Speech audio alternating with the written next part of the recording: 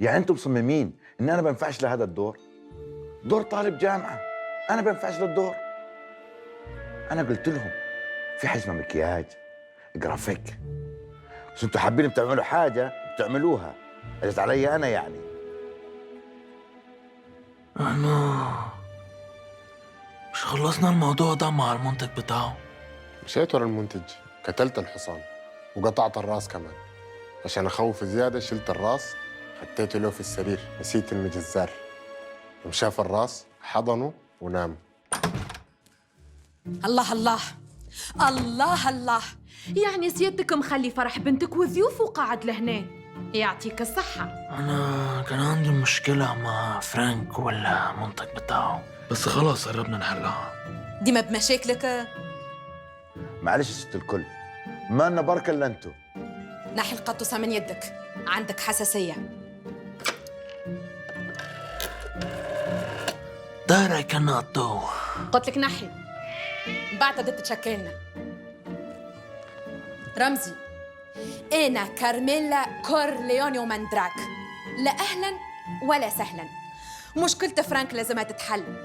شنو معناها ما ينجمش يكون طالب في الجامعة؟ خليه يرسب. تصرفوا، جيت عليه هو محسوب. ديجا هو جاك في ثنية وأنا باركت له. ها، ايه رأيك؟ عجبك المشهد؟ مش مقتنع؟ طب احنا ممكن نعمل لك حاجة تانية أحسن.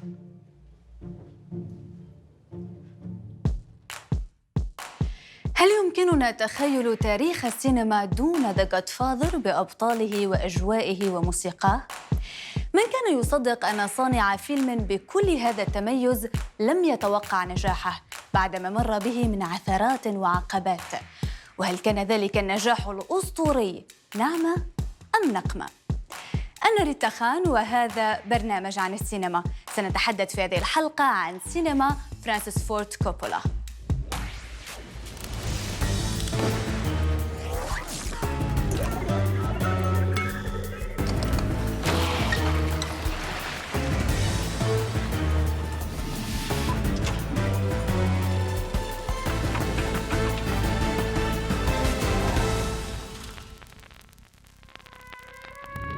في عام 1975 وفي 36 من عمره استطاع فرانسيس فورد كوبولا أن يسجل اسمه مع الأسماء العظيمة في صناعة السينما.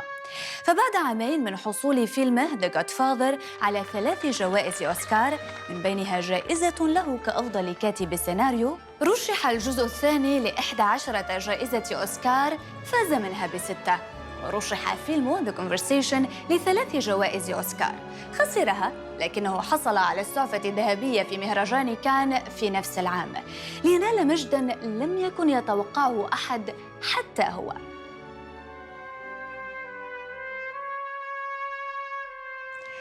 ولد كوبولا عام 1939 في مدينة ديترويت لأبوين من أصول إيطالية.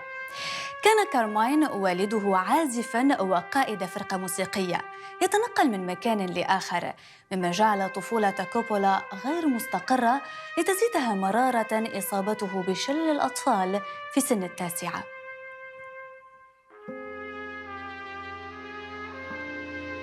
خلال إقامته الجبرية في الفراش لمدة تقارب العام، وجد كوبولا الطفل الخلاص في جهاز عرض أفلام وتلفاز وبعض الدمى.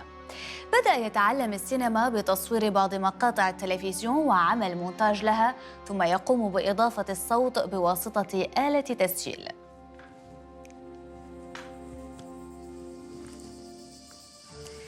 كانت لحظة ميلاده كمخرج حين بدأ يعرض أفلامه المنزلية على أطفال الجيران ويتقاضى منهم المال قبل المشاهدة، لكنه حين قرر مطاردة شغفه الفني بعد ذلك بسنوات اختار دراسة المسرح ليتخرج عام 1960 عقب نجاحه في كتابة وإخراج بعض المسرحيات.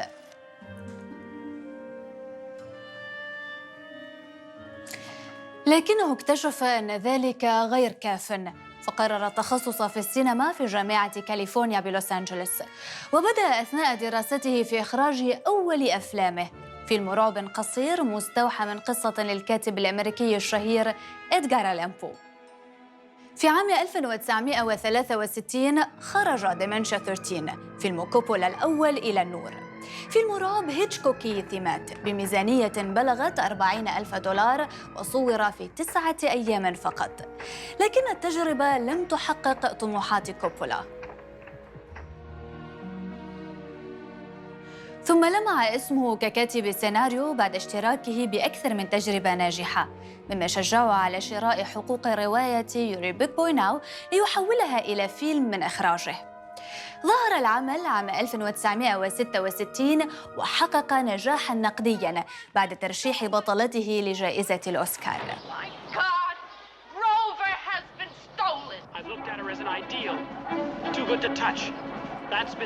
أسند إلى كوبولا إخراج فيلم استعراضي مع النجم الشهير فريد أستر، حيث العمل مأخوذ من مسرحية برودواي الغنائية فينيز رينبو، لكن الفيلم لم يحقق نجاحاً كبيراً.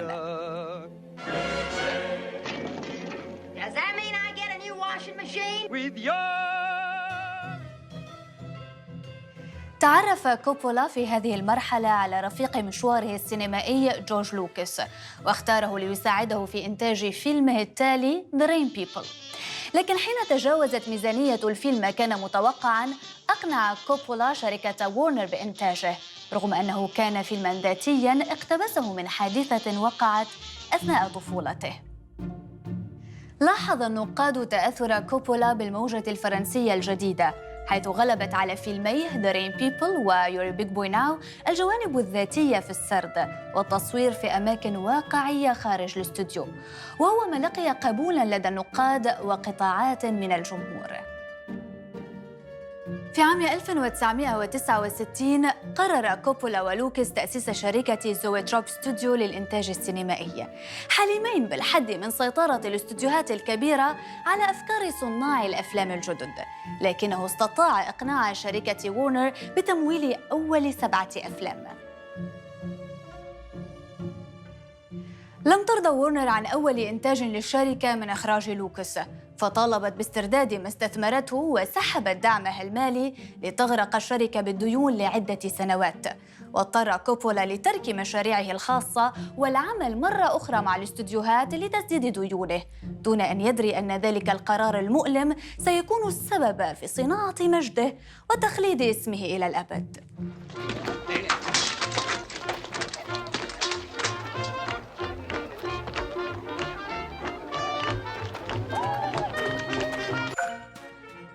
يزعم بعض المطلعين على خفايا هوليوود أن استوديوهات باراماونت لم تعرض على كوبولا إخراج فيلم The Godfather بسبب براعته فقط، بل لأنه كان صغير السن طيعاً وسهل الانقياد لقرارات إدارة باراماونت. أرادت الإدارة إنتاج فيلم بميزانية ضئيلة لاستغلال رواج رواية ماريو بوزو عن عالم عصابات المافيا، وشجع على اختيار كوبولا كونه من أصول إيطالية، بعد أن حققت أفلام عصابات لم يخرجها مخرجون من أصول إيطالية نتائج سيئة في شباك التذاكر. لم يكن كوبولا أكثر حماساً من باراماونت للمشروع، فقد كان راغباً في إنقاذ شركته من الإفلاس والعودة لمشاريعه المستقلة. ومع ازدياد نجاح الرواية زاد الضغط على الاستوديو لإنجاز الفيلم، وتضاعفت ميزانيته بعد إصرار كوبولا على عدم نقل الأحداث للسبعينيات. Yes, always, Godfather. Don't be a friend to Michael. Do as he says.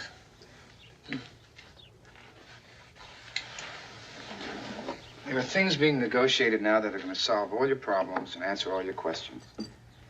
That's all I can tell you now.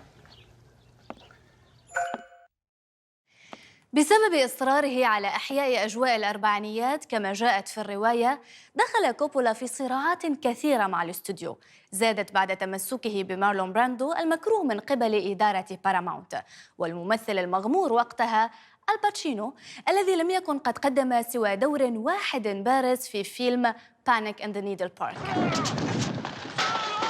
تحول تصوير الفيلم إلى معركة إرادة، ومع تهديد كوبولا بالطرد من وظيفته في أي لحظة، لجأ إلى الارتجال والاقتصاص في تكاليف الإنتاج قدر المستطاع.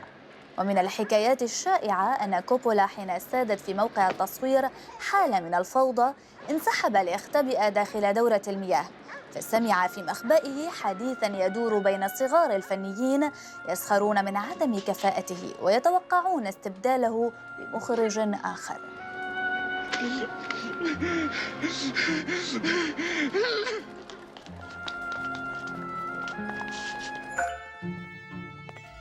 لكن كوبولا خيب ظن الجميع حين تغلب على الصعاب وأخرج الفيلم للنور ليحقق نجاحاً جماهيرياً ونقدياً فاجأ كل من حوله حتى كوبولا نفسه. في المشهد الافتتاحي من الفيلم استخدم كوبولا طريقة سيكررها لاحقاً في العديد من أفلامه المهمة، حيث يقدم حدثاً كبيراً يضم أغلب الشخصيات ويجهز الحدث كأنه يحدث بالفعل. في مشهد حفل الزفاف تم التجهيز للاحتفال ودخل كل المشاركين كما لو كانوا يحضرون زفافاً بالفعل، وأكلوا وتحدثوا والموسيقى تدور في الخلفية، بينما يسجل كوبولا الحدث بعدة كاميرات من زوايا مختلفة كما لو كان يصور فيلماً وثائقياً. تؤدي تلك التقنية إلى تصوير الكثير من اللقطات وتقدم مشاهد أكثر صدقاً وواقعية. وبعد انتهاء اللقطات العامة يقوم بتصوير أخرى قريبة ومحددة في السيناريو سلفاً، ويتم دمج هذه اللقطات باللقطات العامة لتظهر بذلك الشكل الفريد في واقعيته. Be my friend.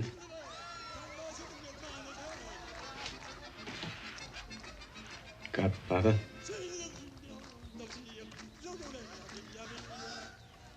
Good. Today, when we can join with old friends, we can make new friends, and we help celebrate young man's first communion. And also to thank that boy's family for a magnificent contribution to the state. لم يكن غريباً أن يسعى منتجو The Godfather إلى صناعة جزء ثان بعد أن أصبح أكثر فيلم تحقيقاً للإيرادات عام صدوره. ولم يكن غريباً أن يمنح كوبولا كل الصلاحيات خلال تصوير الجزء الثاني ويكف عن مضايقته. وقد بناه كوبولا على فكرة التداخل بين حياة الأب فيتو كورليوني قديماً وأسند دوره إلى روبرت دينيرو وحياة الابن مايكل أو إلى الباتشينو. لجأ كوبولا إلى تقنية المزج ليجمع الأب والابن في زمنين مختلفين، مصوراً ارتفاع العائلة وهبوطها كتمثيل للحلم الأمريكي، حلم الثروة والقوة في مته وجزره، ليصبح صعود عائلة كورليوني تجسيداً لهذا الحلم المتوحش والمغوي. If you don't feel like that, why don't you just quit college and go to join the army? I did. I enlisted in the Marines. خرج كوبولا عن الصورة النمطية للعصابات وقدمهم كأشخاص طبيعيين تتداخل نشاطاتهم العائلية مع الإجرامية بشكل مذهل، ولكل منهم وجهه الحميم ووجهه الإجرامي. ليس لديهم قوى خارقة، يتعرضون لضربات موجعة وينهضون منها أكثر قوة. He said there was something in it for me on my own. اعتبر كوبولا عائلة كورليوني مساحة لتمرير أفكار تتجاوز ما قدمته أفلام العصابات من قبل، وجعل الفيلم كأنه مجاز لأمريكا. ولذلك يبدأ الجزء الأول من السلسلة بجملة I believe in America، ليكون العمل بمثابة هجاء للحلم الأمريكي الهادف للثراء على حساب أي شيء.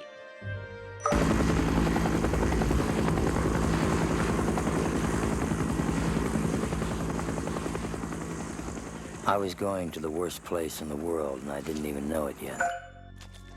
يوصف فيلم أبوكاليبس ناو بأنه جبل كوبولا السحري. العمل مستوحى من رواية Heart of Darkness لجوزيف كونراد، محولاً أحداثها من الكونغو في أواخر القرن ال19 إلى فيتنام في السبعينيات.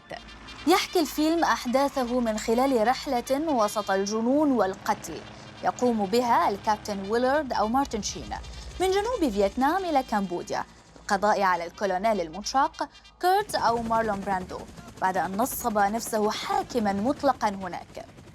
لم يقدم الفيلم الكثير عن حرب فيتنام مثل أفلام كثيرة سبقته وتلتها، لكنه يجسد حقيقة الحرب. أي حرب بكل ما فيها من فوضى وعنف وقسوة وجنون، بشكل جعله أيقونة سينمائية.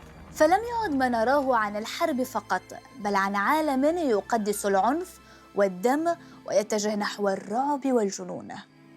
Do you know why you can never step into the same river twice?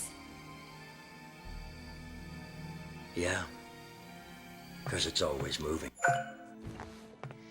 رشح الفيلم ل8 جوائز أوسكار، فاز منها ب2، وحصل كوبولا على السعفة الذهبية للمرة الثانية. حقق الفيلم إيرادات تخطت 150 مليون دولار، فيما بلغت ميزانيته حوالي 31 مليون، وهو ما أنقذ كوبولا ورسخ مكانته الفنية جماهيرياً ونقدياً. لكن ذلك لم يقده للمزيد من النجاح.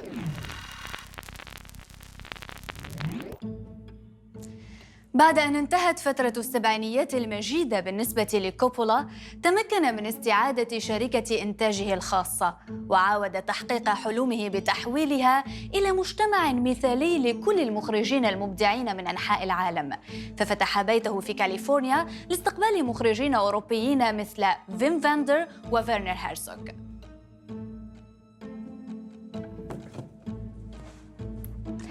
تعاون مع المخرج الفرنسي جان لوك غودار في عدة مشاريع، من بينها فيلم لم ينفذ من بطولة روبرت دينيرو.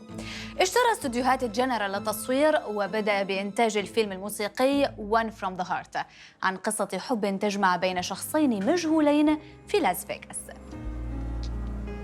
لم يحقق الفيلم إلا حوالي 600 ألف دولار مقابل ميزانية بلغت 26 مليون، ولذلك اضطر كوبولا لبيع الاستوديو الخاص بشركته لتسديد ديونه.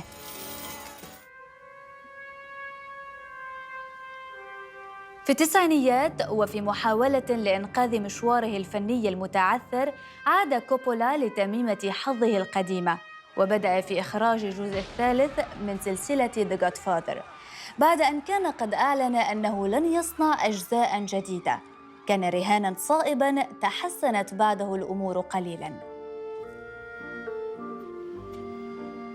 حقق كوبولا نجاحات أخرى، من أهمها صنع نسخته من قصة دراكولا، لكنه لم يعد لنفس تألقه القديم في السبعينيات. حول العمل على سيناريو فيلم ضخم بعنوان ميغالوبوليس، يحكي عن مهندس يحلم ببناء مدينة فاضلة، لكنه لم يجد من يتحمس لتمويله.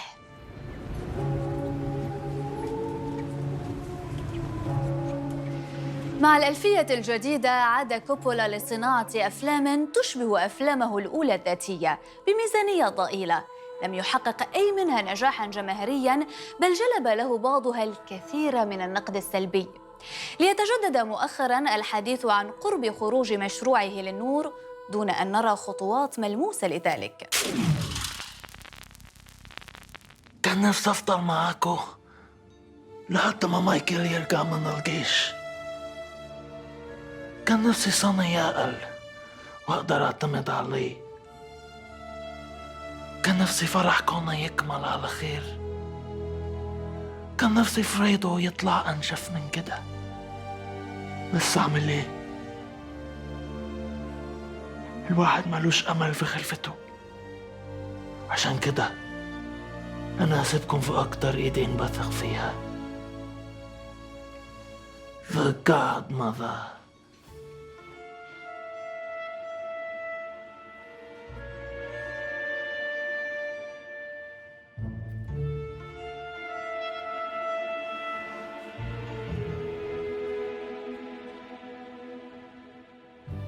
ايش رايك؟ هتخرج لنا فيلم صح؟ عليك الله اخرجه يا اخي، عليك الله اخرجه.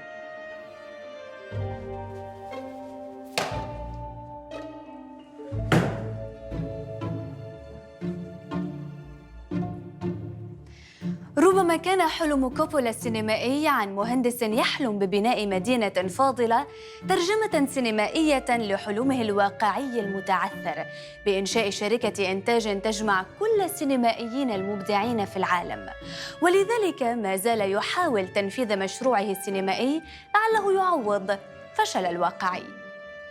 كانت نجاحات كوبولا الفائقة تجارب رائعة ومبهرة لعشاق السينما، لكنها كانت عبئاً عليه لأنه يحلم دائماً بما هو مختلف ويواصل التمرد على نفسه ونجاحاته. أنا ريتا خان وهذا برنامج عن السينما. إلى اللقاء.